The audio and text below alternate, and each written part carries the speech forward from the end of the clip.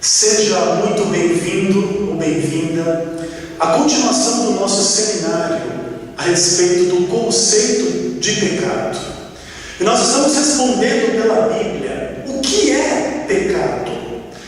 E neste seminário, o título da minha mensagem é o seguinte: o homem que pregou justificação pelas obras e o pecado.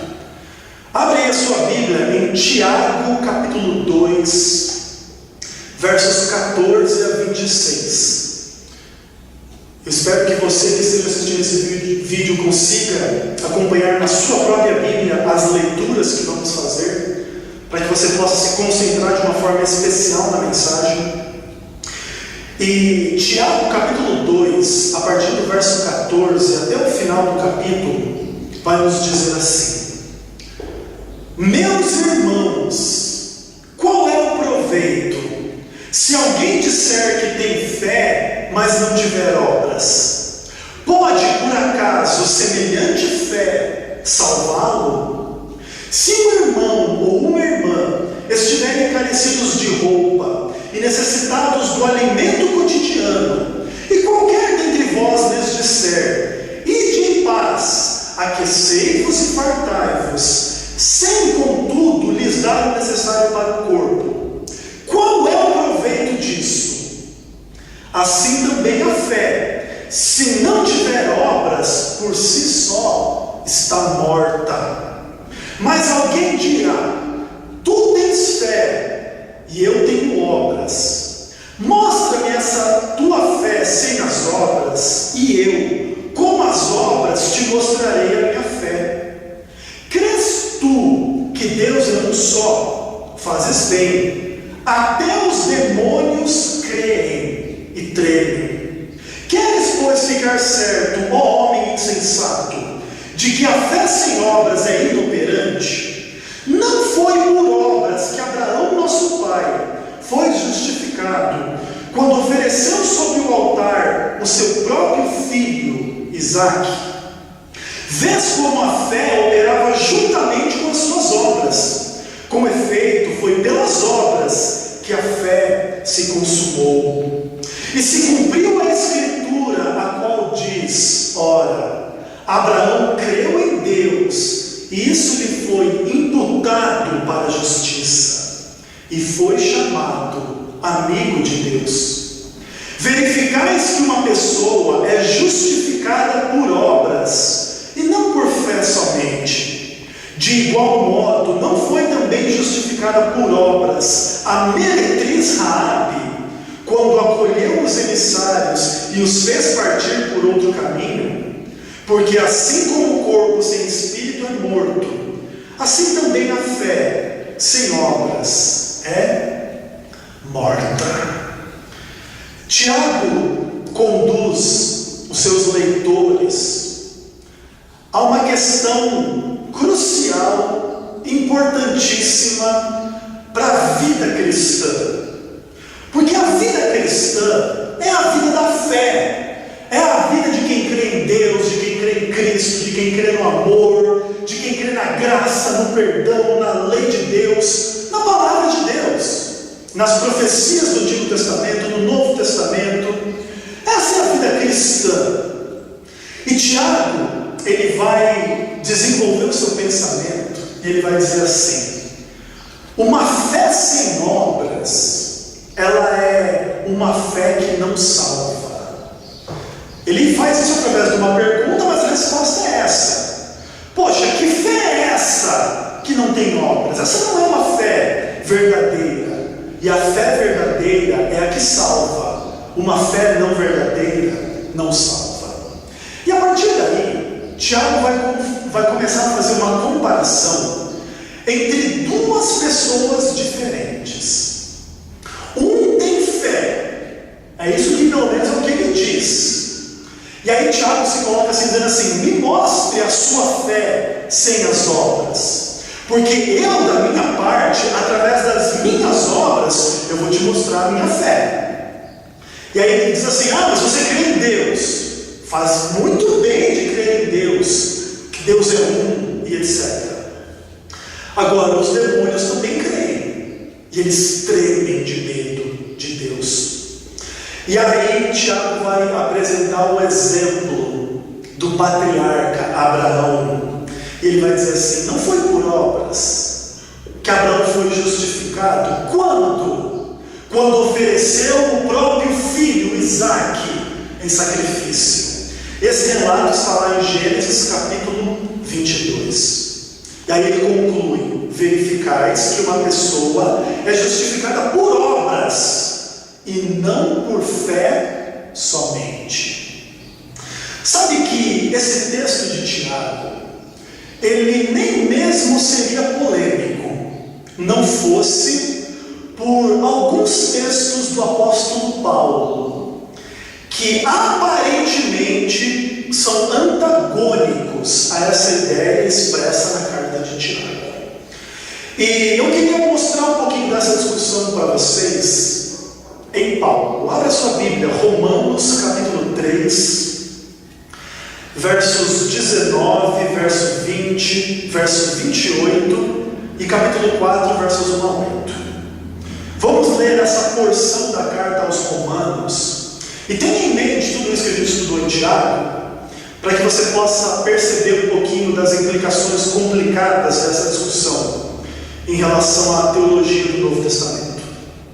Então, Romanos capítulo 3, verso 19 e verso 20, a Bíblia diz assim: ora, sabemos que tudo que a lei diz, aos que vivem na lei o diz, para que se cale toda a boca e todo mundo seja culpável perante Deus, visto que ninguém será justificado diante dele por obras da lei, em razão de que pela lei vem o pleno conhecimento do pecado. Verso 28. Concluímos, pois, que o homem é justificado pela fé, independentemente das obras da lei. Capítulo 4, versos 1 a 8. Paulo continua o texto dizendo assim: que, pois, diremos ter alcançado Abraão, nosso pai segundo a carne? Porque se Abraão foi justificado por obras, tendo que se gloriar, porém não diante de Deus. Pois, o que diz a Escritura? Abraão creu em Deus, e isso lhe foi imputado para a justiça. Ora, ao que trabalha, o salário não é considerado como favor, e sim como dívida. Mas ao que não trabalha, porém crê naquele que justifica o ímpio, a sua fé lhe é atribuída como justiça. E é assim também que Davi declara ser bem-aventurado o homem a quem Deus atribui justiça, independentemente de obras. Bem-aventurados aqueles cujas iniquidades são perdoadas, cujos pecados são cobertos. Bem-aventurado o homem a quem o Senhor jamais imputará pecado. A discussão da relação, da harmonia ou da contradição entre Tiago e Paulo é um campo frutífero e aparentemente insolúvel nos círculos acadêmicos cristãos. Existe muita discussão a respeito dos dois textos e da harmonia ou da desarmonia entre eles. E aí a questão passa por relações de autoria, data, quem era esse Tiago, que data que ele escreveu, se ele escreveu antes de Paulo ou depois de Paulo, se Paulo está respondendo a ele ou se ele está respondendo a Paulo. Existe um montão de discussão a respeito desse tipo de questão. Agora, o texto de Paulo diz que a lei de Deus cala a boca de todo homem, e que todo homem é culpável diante da lei de Deus. E é por causa disso que Paulo conclui: portanto, por obras da lei, por guardar a lei, ninguém será justificado diante de Deus. Importante. E ele vai concluir então: o homem é justificado pela fé, independentemente das obras. E da mesma forma como Tiago aponta para o exemplo de Abraão como um homem justificado por obras, justificado pela fé, em Gênesis 15. E eu não quero assim me deter somente nessa discussão entre Paulo e Tiago, mas eu vou propor para vocês algumas conclusões a respeito dessa discussão. Primeira, a fé que Paulo recomenda não é a fé que Tiago combate. Sim, Paulo diz que nós somos salvos pela fé, justificados pela fé, mas essa fé que justifica e que salva não é a fé que Tiago está combatendo. Tiago está combatendo uma fé que não justifica e que não salva. Estamos tratando de coisas diferentes. Segunda coisa, as obras que Tiago recomenda não são as obras que Paulo condena. Sim, Tiago ele recomenda que a gente coloque a nossa fé por obra, demonstre a nossa fé na realidade, no amor, na caridade, na misericórdia, na aceitação do outro. Tudo isso são obras que Tiago recomenda, mas não são essas obras que Paulo combate. Paulo combate a noção de que por eu fazer algo bom, eu mereço a salvação, eu mereço a justificação. Essa é a ideia que Paulo combate, não a ideia que nós devemos fazer boas obras. Inclusive, Paulo ensina dessa forma.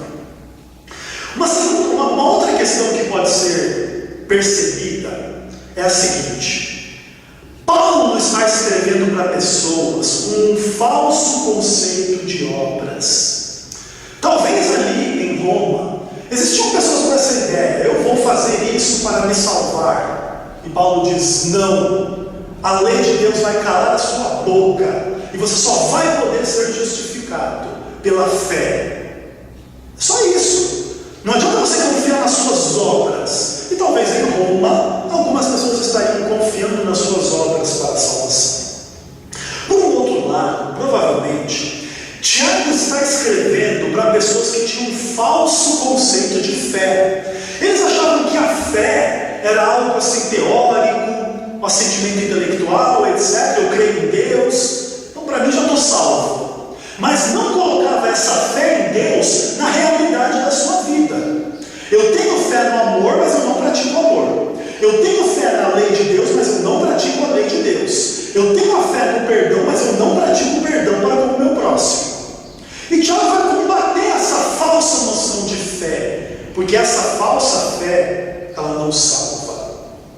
Uma outra questão que pode ser colocada é que Paulo está tratando de uma dimensão da justificação, que é a justificação do pecador diante de Deus.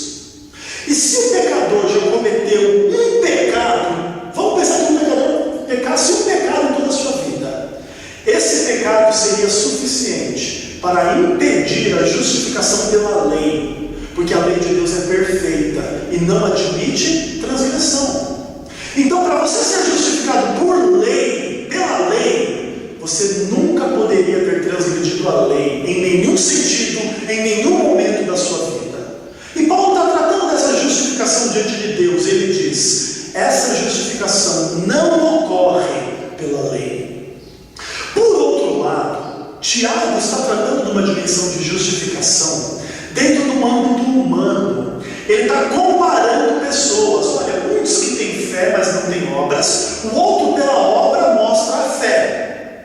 Então é uma comparação entre seres humanos. E diante dos seres humanos, nós não somos justificados porque a gente diz que crê em Deus. Nós somos justificados porque a gente pratica aquilo que é coerente com a fé em Deus. O homem, ele não quer olhar para você e dizer assim que você acredita em Deus. Ele quer olhar para você e ver alguém que perdoa, que ama, que se arrepende do mal, que pratica o bem. É isso que justifica diante dos homens.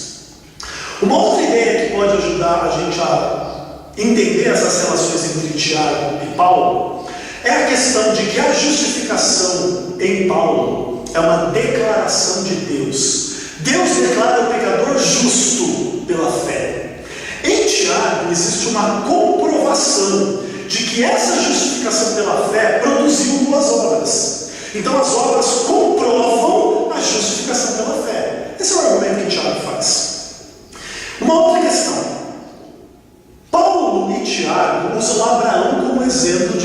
justificação, um pela fé, outro pelas obras.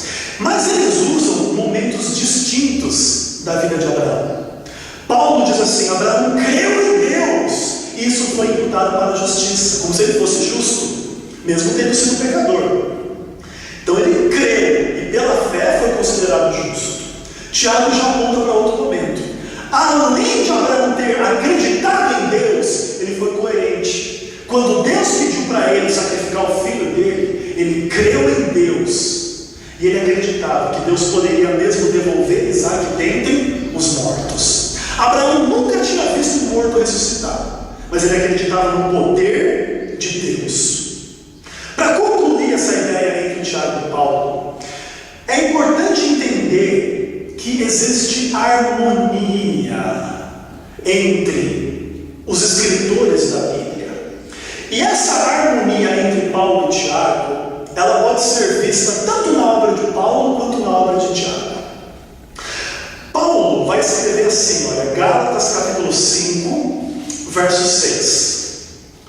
Olha só o que Paulo escreve: porque em Cristo Jesus, nem a circuncisão, nem a incircuncisão tem valor algum, mas a fé que atua pelo amor. A fé que Paulo prega, que justifica o ímpio, é uma fé que produz amor na realidade. E amor se traduz em boas obras. Então a fé que Paulo prega é uma fé que produz boas obras. Mesmo o texto de Efésios capítulo 2, versos 8 a 10. Porque pela graça sois salvos mediante a fé, isso não vem de vós, não de obras, para que ninguém se glorie. Mas ele vai dizer assim: mas Deus preparou de antemão boas obras, para que aqueles que são salvos pela fé andem nessas boas obras. Da mesma forma, Tiago aceita a imputação da justiça sobre a base da fé, em Gênesis 15, verso 6. Você encontra esse texto em Tiago 2, verso 23. Portanto, concluímos que Paulo e Tiago estão em harmonia, mas eu quero chamar a atenção para vocês de um fato. Tiago, no sentido bíblico e real, não herético, ele prega justificação pelas obras. Mas será que Tiago foi um pecador? A gente está tentando responder a ideia do que é um pecado.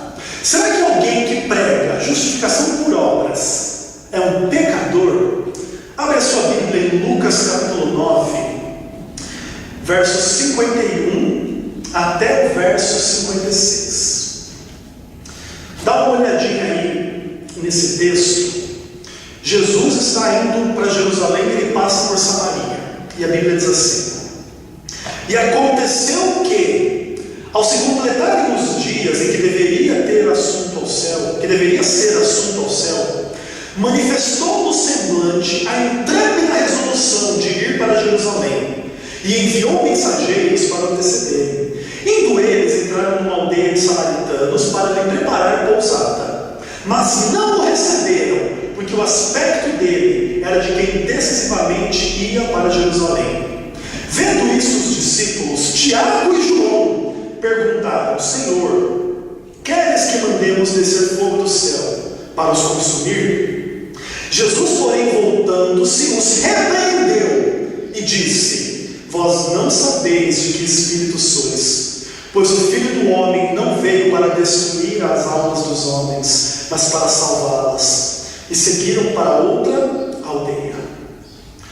Tiago e João, eles vão lá para aquela aldeia e preparam um lugar para Jesus. E os samaritanos dizem: não, nós não queremos Jesus aqui na nossa aldeia. Eles perguntam assim para Jesus: Senhor, quer que a gente ore igual Elias orou e cai uma bomba na cabeça desses homens, um míssil, fogo do céu? E Jesus os repreendeu. Vocês não sabem a quem vocês pertencem. Vocês não me conhecem. Eu não vim destruir, eu vim salvar. Agora, eu preciso ser honesto com vocês e dizer para vocês o seguinte: existe uma dúvida a respeito dessa questão, porque talvez esse Tiago de Lucas 9 não seja o mesmo Tiago que escreveu a epístola. Em Atos 12, verso 2, se diz que Tiago morreu à espada. E adiante, em Atos 15, tem um Tiago que preside o concílio de Jerusalém. Então a igreja apostólica, a igreja primitiva, tinha pelo menos 2 Tiagos. Um é chamado irmão de João e outro é chamado irmão de Jesus. Talvez esse que é o líder do concílio de Jerusalém, ele fosse um dos irmãos de Jesus que depois da sua morte e ressurreição se converteu e foi o líder da igreja. Então talvez Lucas 9 não está mostrando um pecado de Tiago, desse que escreveu a epístola. Então a gente tem que procurar na Bíblia, será que ele teve algum pecado? O homem que pregou justificação pelas obras. Abra sua Bíblia, Tiago, capítulo 3, verso 2. E aqui nós vamos ter o testemunho do próprio autor, do próprio Tiago, no qual ele vai escrever algo de implicações pesadas e importantes. Ele diz assim: porque todos nós tropeçamos em muitas coisas. Todos nós tropeçamos em muitas coisas. E aqui a palavra tropeço é sinônimo de pecado. E o texto grego, ele nos permite entender as coisas de várias formas. Nesse caso aqui, o texto mais ou menos literalmente diz assim: todos tropeçamos muito. E essa questão muito, ela pode significar pelo menos 2 coisas ou 3. Tropeçamos muito, ou seja, sempre tropeçamos nas mesmas coisas, sempre pecamos no mesmo pecado. Ou também pode significar tropeçamos em várias coisas, em muitas coisas. Cometemos vários pecados, vários tipos de pecados. Todos nós. Ou ainda, o texto grego abre espaço para você entender essas 2 ideias juntas. Por exemplo, todos pecamos repetidamente em várias coisas. E essa é um pouco da imagem que você vê em Tiago 5, verso 20. A multidão de pecados, que é a expressão que se usa lá. Eu fui dar uma olhadinha no comentário bíblico adventista, e o comentário bíblico adventista ele propõe uma paráfrase do texto dizendo assim: de muitas formas todos os homens erram todos os dias. Agora, o conceito aqui é tropeço como pecado. Não é simplesmente erros inocentes ou tropeços inocentes. Todo mundo tropeça na escada, na pedra, em algum obstáculo todos os dias. Não é esse tipo de tropeço que Tiago está dizendo. Todo mundo erra uma conta de matemática todos os dias. Não é isso que ele está dizendo. Ele está dizendo: todos nós pecamos muito, ou pecamos em muitas coisas. Agora, e antes da gente passar para o conceito de pecado em Tiago, ele está se colocando como alguém que também peca muito em muitas coisas. Ele não está se excluindo, todos vocês pecam muito. Não, todos nós tropeçamos em muitas coisas. Agora vamos estudar o conceito de pecado na obra de Tiago. Vamos lá, Tiago capítulo 1, versos 5 até o verso 8. Aí a Bíblia vai nos dizer assim: se porém algum de vós necessita de sabedoria, peça a Deus, que a todos dá liberalmente, e nada lhes improperá, e ser-lhe-á concedida. Peça-a, porém, com fé, em nada duvidando, pois o que duvida é semelhante à onda do mar, impelida e agitada pelo vento. Não suponha esse homem que alcançará do Senhor coisa alguma, homem de ânimo dobre, inconstante em todos os seus caminhos. E aqui está uma imagem do pecado como falta de fé. Nós carecemos de entendimento, de sabedoria e de muitas coisas que a gente pode e deve pedir a Deus. Senhor, me dá entendimento, me dá sabedoria, me dá fé, me dá amor, me dá obediência, me dá poder, me dá o Espírito Santo. Mas aquele que se aproxima de Deus nesses termos, deve pedir essas coisas a Deus com fé, em nada duvidando. E aqui talvez também existe mais um ponto de harmonia entre Tiago e Paulo. É um conceito de pecado que ecoa Romanos 14, 23. Tudo que não provém da fé é pecado. Então, a falta de fé, a incredulidade é pecado. Mesmo que ela ocorra em um nível pequeno, ele diz, em nada duvidando. Não pode duvidar nem um pouquinho. E se você duvida, você não alcança o que você pede, você não vai receber do Senhor nada, porque você é inconstante nos seus caminhos. Portanto, falta de fé é pecado, na carta de Tiago. Um outro texto, ainda no capítulo 1 de Tiago, versos 21 e 22.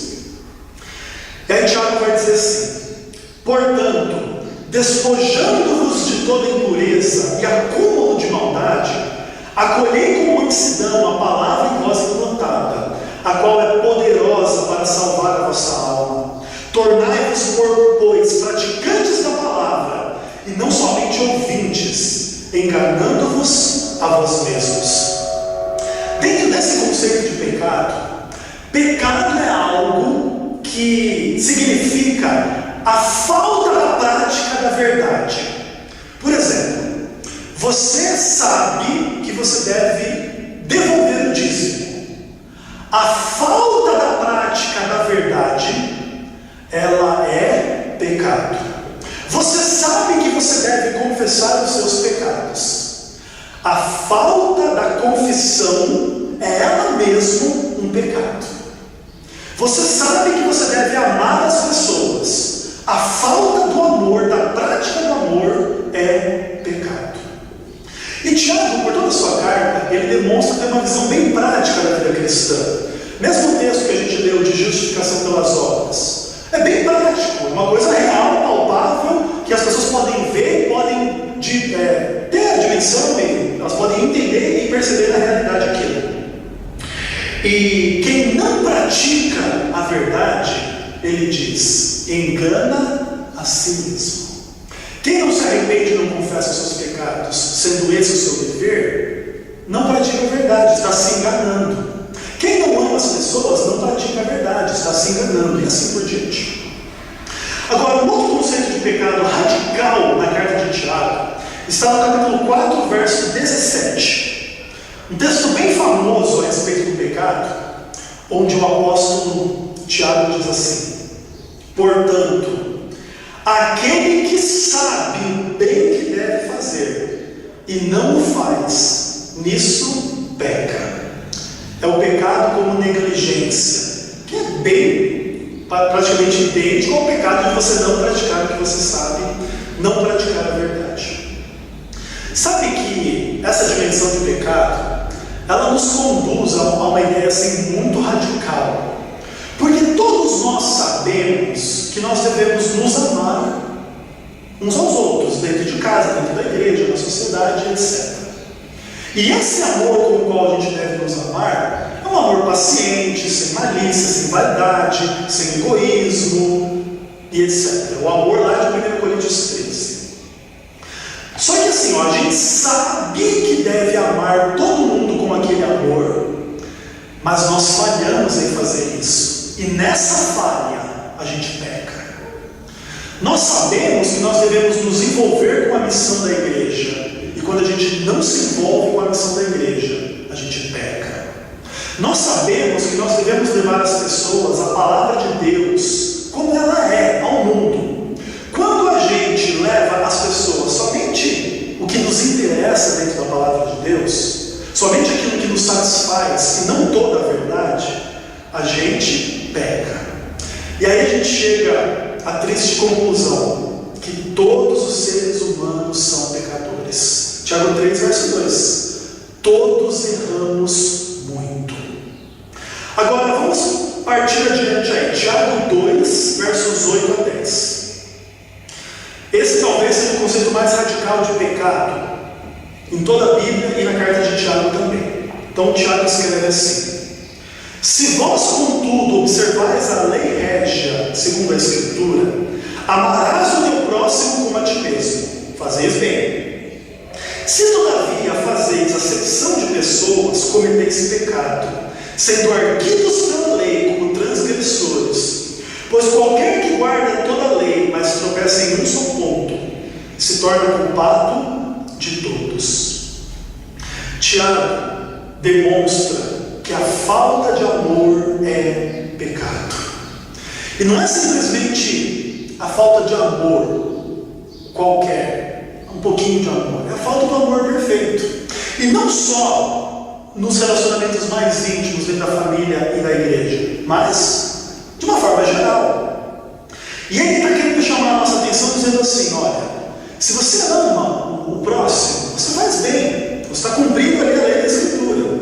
Mas se você faz acepção de pessoas, você ama mais um que ama o outro, você valoriza mais um por causa do dinheiro, da beleza, disso ou daquilo, do que outros, você peca, você está pecando.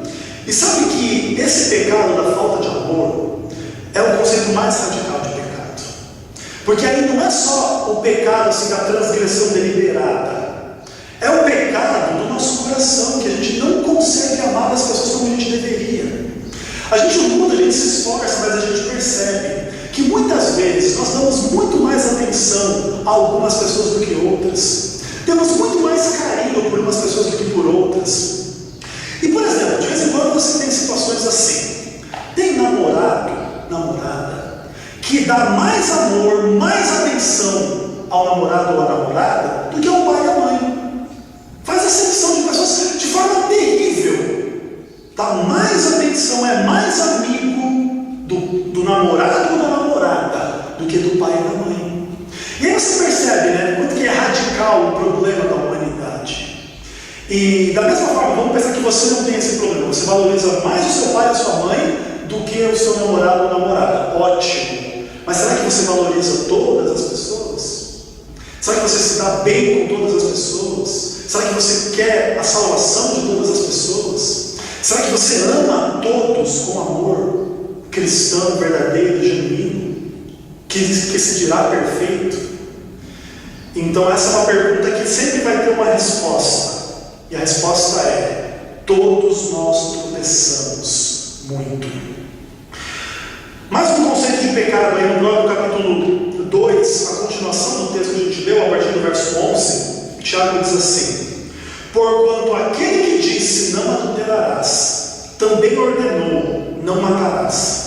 Ora, se não adulteras, porém matas, vens a ser transgressor da lei. Falai de tal maneira procedei, como aqueles que hão de ser julgados pela lei da liberdade. Porque o juízo é sem misericórdia para com aquele que não usou de misericórdia, mas a misericórdia triunfa sobre o juízo. Dentro desse contexto está então o pecado como a transgressão dos 10 mandamentos. E Tiago usa 2 exemplos: o mandamento do adultério e o mandamento do assassinato. Mas esse argumento de Tiago nos ensina uma verdade no Novo Testamento.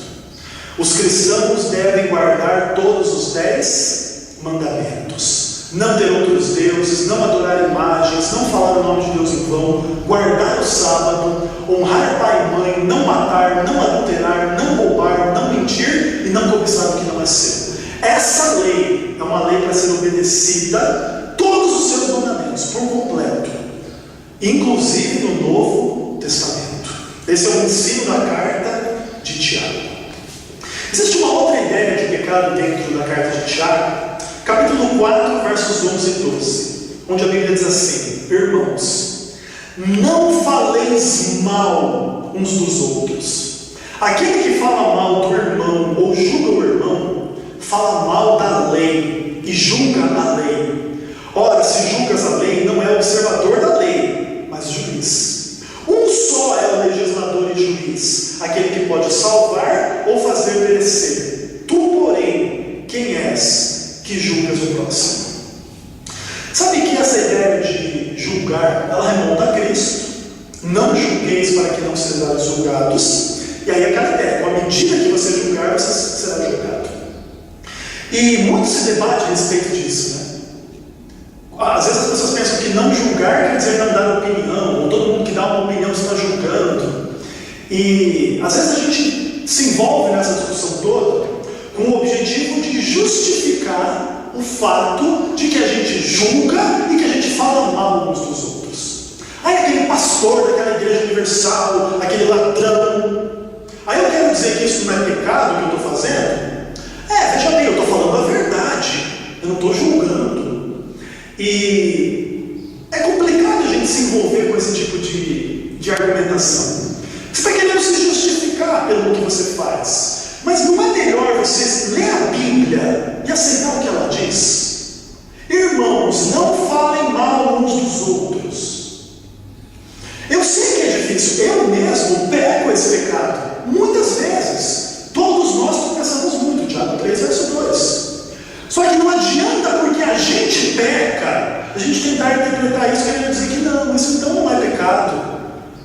Peraí, vamos ser honestos com nós mesmos. Ao invés de nos amar o pastor da Universal, amar o perfeccionista, amar o pastor que prega diferente do que você crê, nós falamos mal uns dos outros. E sabe o que nós somos? Pecadores. É isso que nós somos. É isso que a Bíblia diz. Ele vai dizer, se você fala mal, você está falando mal da lei. E se você está falando mal da lei, você é um juiz. Aí ele diz, não, é só um que é o juiz. E você não pode julgar ninguém, o próximo. Para o capítulo 4, tem uma outra ideia a respeito de pecado. Verso 13 até o verso 16, onde Tiago escreve assim: atendei agora, vós que dizeis, hoje ou amanhã iremos para a tal cidade, passaremos um ano, negociaremos e teremos lucro. Vós não sabeis o que sucederá amanhã. Que é a vossa vida? Sois apenas como neblina que aparece por instante e logo se dissipa. Em vez disso, deveis dizer: se o Senhor quiser, nós não só viveremos, como também faremos isso ou aquilo. Agora, entretanto, vos jactais nas vossas arrogantes pretensões, e toda jactância semelhante a essa é maligna. Tiago está dizendo assim, olha, a gente pensa que a gente sabe, que a gente tem controle da nossa vida. Eu vou fazer isso, eu vou fazer aquilo, eu vou ganhar dinheiro, eu vou ter prazer, eu vou fazer isso, eu vou fazer aquilo. E ele diz assim, olha, você deveria dizer assim: se Deus quiser, eu vou viver. E se Deus quiser, eu vou ganhar dinheiro, eu vou ter um prazer, eu vou ter alegria. Não é uma questão assim, arrogante, vai ser assim, eu vou conseguir. Talvez você não tenha vida para conseguir aquilo que você imagina, aquilo que você sonha. E quando a gente começa a ser arrogante, isso é um pecado. Tiago fala, uma jactância maligna. E, então esse é o conceito de pecado como jactância. Agora, capítulo 5, versos 1 a 6, vai falar do pecado dentro da estrutura social. E eu não vou ler o texto para a gente não gastar tempo, mas a ideia é que existem muitos ricos vivendo recalmadamente sobre a terra, vivendo em prazer, engordando o seu coração, enquanto estão retendo o salário dos trabalhadores e condenando os justos. As pessoas que têm o poder da indústria, do comércio, da economia, muitas vezes usam o trabalho do pobre com exploração, com desonestidade, com injustiça, entre aspas, matando o pobre sem que ele faça resistência. E isso é um pecado. Esse é de fato um pecado. No capítulo 5, no verso 19 e 20, existe também o pecado da apostasia.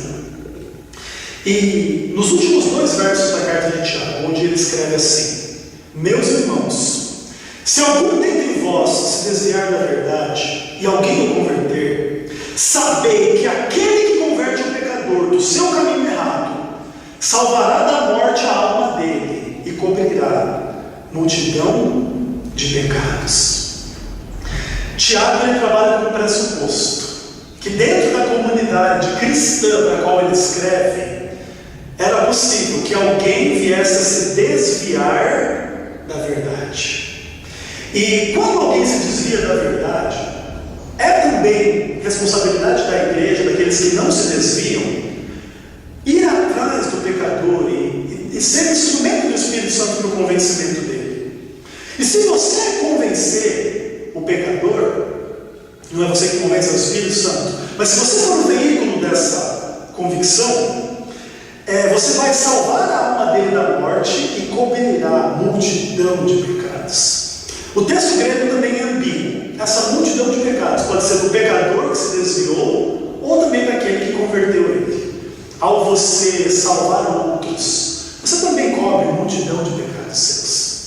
E essa é uma ideia interessante. A realidade de uma multidão de pecados na vida dos cristãos que se desviam, até mesmo dos que não se desviam da verdade. Que uma coisa meio paradoxal, mas é lá, Tiago 3,2. Todos nós erramos muito. Agora, eu queria gastar um tempinho estudando a relação entre tentação e pecado na carta de Tiago. Volta lá para o capítulo 1, versos 12 a 15. E vamos pensar um pouquinho a respeito dessa relação entre tentação e pecado. Tiago vai nos escrever assim: bem-aventurado o homem que suporta com perseverança a provação, porque depois de ter sido aprovado, receberá a coroa da vida, a qual o Senhor prometeu aos que o amam. Ninguém ao ser tentado diga: sou tentado por Deus, porque Deus a ninguém tenta, e Ele mesmo, porque Deus não pode ser tentado pelo mal, e Ele mesmo a ninguém tenta. Ao contrário, cada um é tentado pela sua própria cobiça, quando esta o atrai e seduz. Então a cobiça, depois de haver concebido, dá à luz o pecado. O pecado, uma vez consumado, gera a morte. Existem algumas coisas muito interessantes dentro desse texto. E a questão é a seguinte: onde está a linha divisória entre tentação e, de fato, o pecado? Algumas pessoas, elas colocam o pecado somente no final desse processo, na concepção e no dar à luz ao pecado consumado. E eles excluem essa ideia de você ser atraído ou seduzido como parte do pecado. Isso é parte da tentação. E com certeza eles teriam razão se esse texto descrevesse tentações externas. Por exemplo, vamos pensar que eu estou andando na rua e eu estou passando na frente de um bar e eu encontro um amigo meu naquele bar. E ele diz assim: Ezequiel, vem aqui, está me atraindo. Vem aqui, cara, vamos tomar uma cervejinha comigo. Ele está me seduzindo. Mas aí o que eu digo para ele? Não, eu não bebo. Eu pequei? Claro que não. Eu fui tentado a pecar. Ele me atraiu e me seduziu, mas eu não pequei, eu não bebi nada com ele. Então é uma tentação externa. Então essa tentação externa, se eu venço ela, eu posso ter tentação, e tentação não é pecado. É assim que Cristo teve tentações, mas não teve pecado. Agora, Tiago descreve um outro tipo de tentação. De onde é que surge a tentação que Tiago está descrevendo? Da própria cobiça. Da cobiça da própria pessoa. E até onde eu me lembro, cobiça é pecado.